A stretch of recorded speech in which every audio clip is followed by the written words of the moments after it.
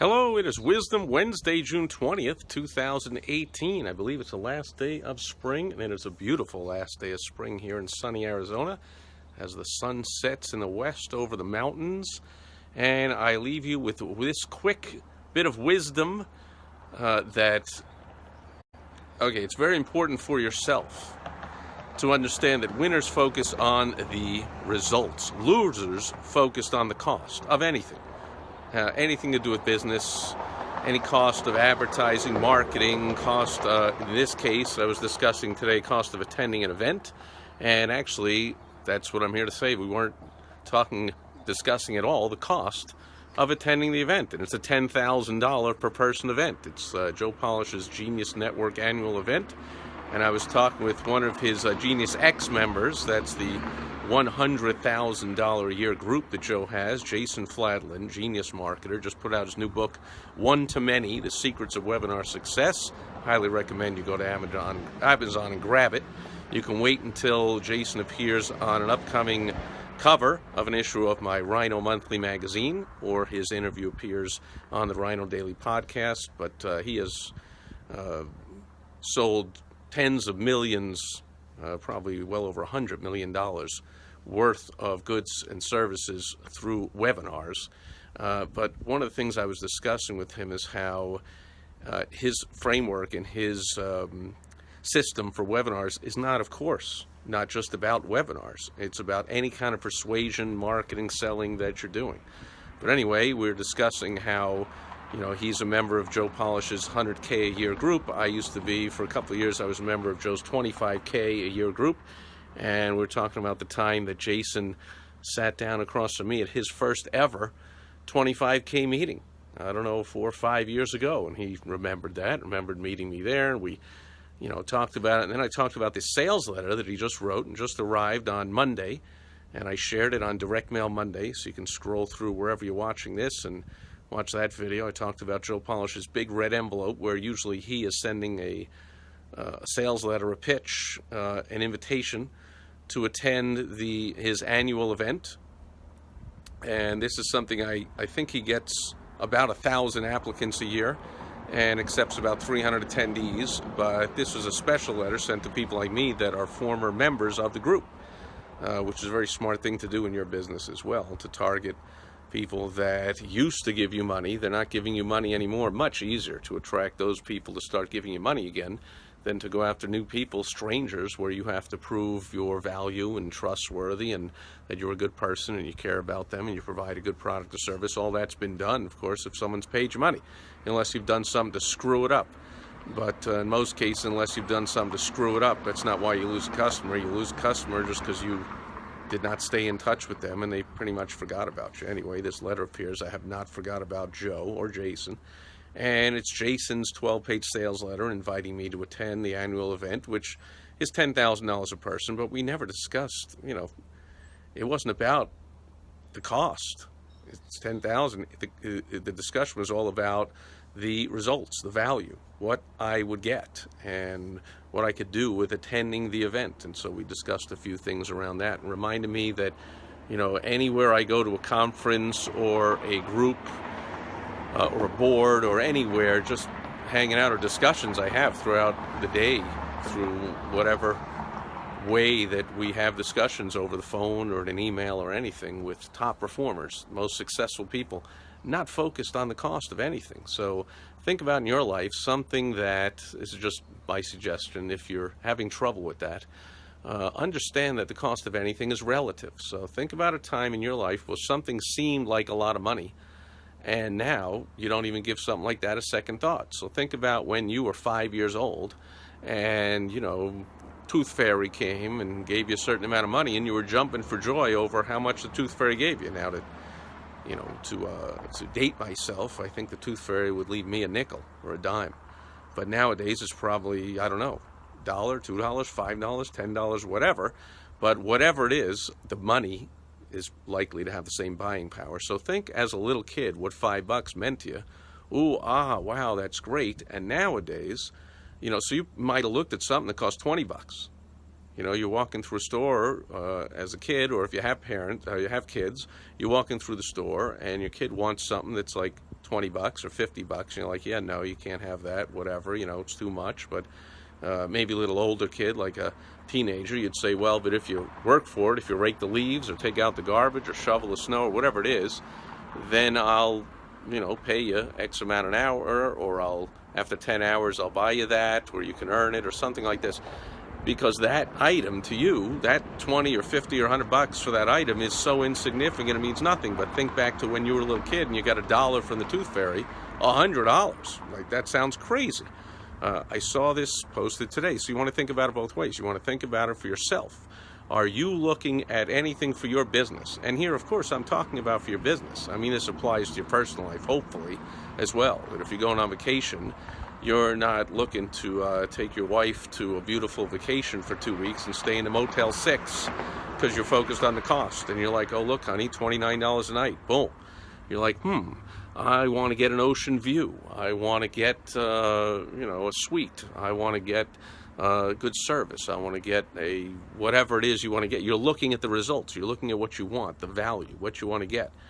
Same thing when you go out to a restaurant. Hopefully you're not going to a restaurant and looking at all the prices before you order. However, maybe you remember those days. I went to college. I was broke. I was always working, but, still spending all the money. And there were times I was totally dead broke in college. And so we would have looked at the menu and gone, ooh, that thing is $4. This thing is $2. I'm getting the $2 thing. But when you're in business, you don't want to be like that anymore. You want to be focused on the results and understand and remember my wisdom tip of the day today, that losers focused on the cost. And that's not my saying. That's a saying I heard. I was at a Bill Glazer conference last week in San Diego, and it was one of the presenters. There were over 30 of them. I don't remember who, over the 2 days. And he was like, you all know, he's just looking at the group, a few hundred people in attendance, top marketers from all over. And he was like, you all know that, losers focused on the cost, you got to focus on the results. And everyone was like, of course, we know that. So hopefully you know that when you're making a buying decision. But also, very importantly, you want to know that when you are selling your products or services. Hopefully, ideally, you're selling them to ideal prospects, affluent prospects, people who have money and are looking to spend money and are focused on the results and not on the cost. People that say, I always fly first class.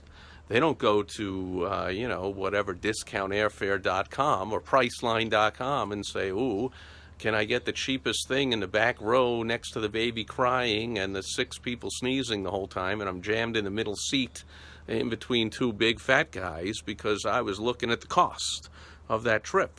They're looking at the results of the trip. And they're saying, I always fly first class because then I feel refreshed when I get there, and I remind myself how successful I am. And, of course, that's where all the successful people, not all, but there's successful people in first class. So I'm going to meet somebody, I'm going to sit next to somebody at least once or twice a year, probably more, that I might end up doing business with. It might be a great connection, might be a referral source. So, of course, it's well worth flying first class compared to flying in cheap steerage, below deck, Leo DiCaprio in the Titanic type of lifestyle. So when you're selling things, understand. So I started to say, I saw this posted in a forum today that somebody was talking about this great new office chair they got, and it cost $1,000 and something.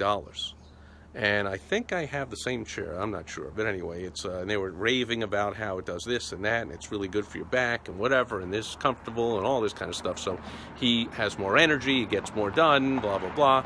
And somebody commented and said, $1,000 whatever dollars and 19 cents for a chair, whatever it was, that's more than I make in 2 weeks, blah, blah, blah. And he started on ranting on about how he, Mr. Broke Loser guy, would never invest $1,000 or spend, in his case, he probably doesn't invest in anything, but he wouldn't spend $1,000 on a chair. Well, which world would you rather live in?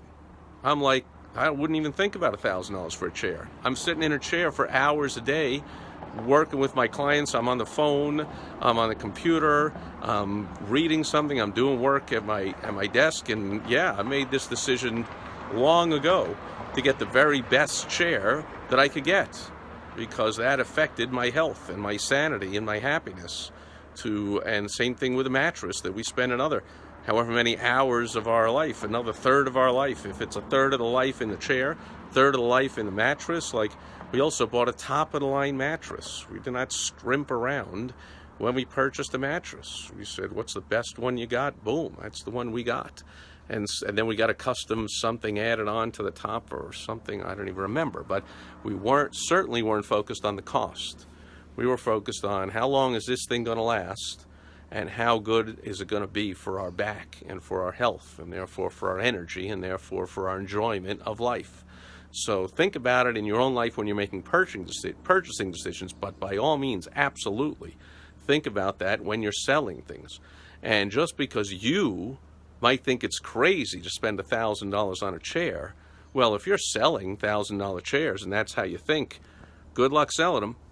But if you understand that your prospects for a $1,000 chair or a $10,000 event or a first-class seat in an airline or a beautiful hotel suite in San Diego are somebody like me who's focused on the results and the cost, I mean, I'll just sell more stuff. I mean, selling stuff is easy to get money to pay for whatever it is, but I got to get what I want because I'm focused on the results. So if you're selling to me and you think you're going to sell me that $1,000 chair by giving me 10% off, or telling me, you know, how inexpensive it is compared to the competition, or that you're having a sale, you know, happy summer sale, first day of summer tomorrow, oh, happy first day of summer sale, like, all disconnects, all craziness, all ridiculous. When you're selling something that has a high ticket, high value, focused on the results, not on the cost, because that's what your buyers are doing. And buyers of big ticket things are more likely to be successful people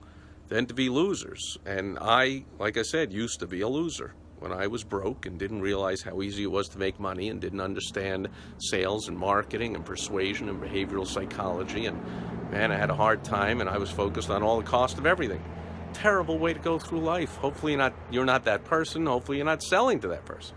So whether you're buying or whether you're selling, understand that winners focus on results and only losers focus on the cost. And if you're temporarily a loser, then do whatever you have to do and work as hard as you have to work and get the right amount of help you have to get the heck out of that and become a winner. It's so much more fun to focus on results and not be bogged down or even worried about the costs of things until it becomes something ridiculous, like, but again, something ridiculous to you, not ridiculous to other people.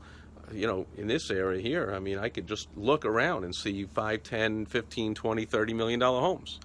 To me, wow, I definitely focus on the cost. When I go over to one of my clients or a friend's house and it's a $10, $20 million home, and I'm like, this view is spectacular.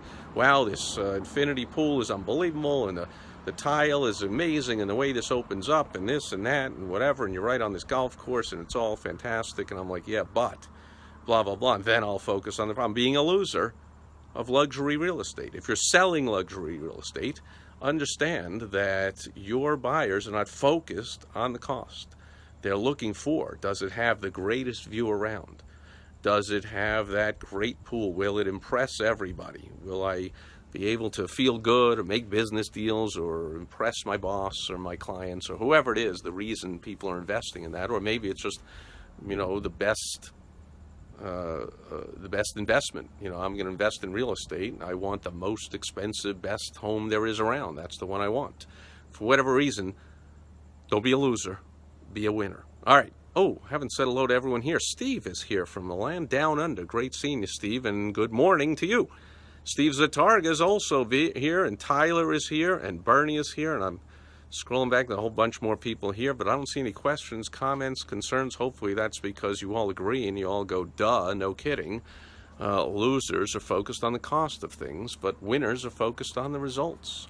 So whether you're investing in something for your business, tangible, intangible, or you're selling something, whether it's tangible or intangible, you're selling to losers if you're selling on cost, and you're treating yourself or acting like a loser if you're buying on cost. And you're talking all about, oh, well, I can't afford it, but how few $100 a month is it, or how $1,000 here, or that, instead of, wow, you know, like when I talk to prospects about becoming a client, I'll routinely put an extra 1 or 2 or 3 6 figures into their pocket working with me in the course of a year or two, But they're sitting there going, sometimes I know they fail the business IQ test and they show the business loser side of themselves by going like, ooh, ah, but the cost of working with you is such and such. My best clients that I've gotten the best results for never said anything like that to me. Never had to have that conversation. All they wanted to talk about is the results. And they understood, just like when you invest in anything. Okay, and I make an analogy all the time to stocks. So whatever the cost of Apple stock is, it's, what is it, hundreds or $1,000 a share, whatever it is. If I said I got shares of Apple stock for $10 a piece, how many do you want? Hopefully you're not focused on the cost and going like, ooh, $10 a piece, I'd like 100 shares, but where am I going to come up with $1,000? And ooh, you're out of your mind. You know that the results are that it's worth 50 or 100 times more, or whatever it's worth. So you'll do whatever you have to do to invest in it, and you won't think about the cost.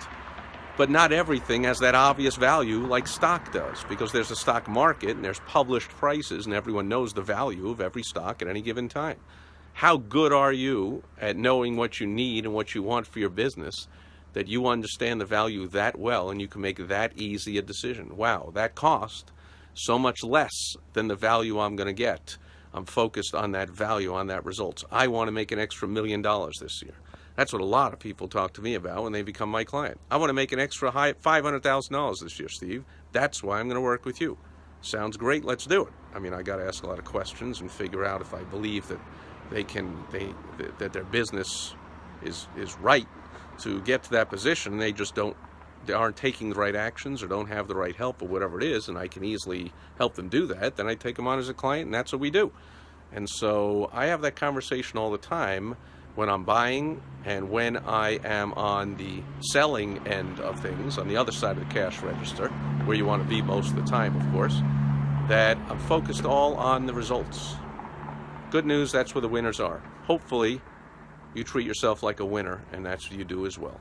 Agree, disagree, let me know in a comment, an email, Steve@SteveSipress, tweet me @SteveSipress, Facebook, I'm Steve Sipress, LinkedIn, Steve Sipress. Anybody that knows how to spell my name can find me, and hopefully you do. Let me know what you think. Thanks for being here today. Thanks for everybody here live and everyone on the replay, and I'll be back tomorrow. It's Throwback Thursday. I take a dip into the past, pull something out of the archives. We have some fun. Maybe there's a business lesson or two in there as well, and I hope you'll join me then on the first day of spring. Catch you tomorrow. Bye-bye.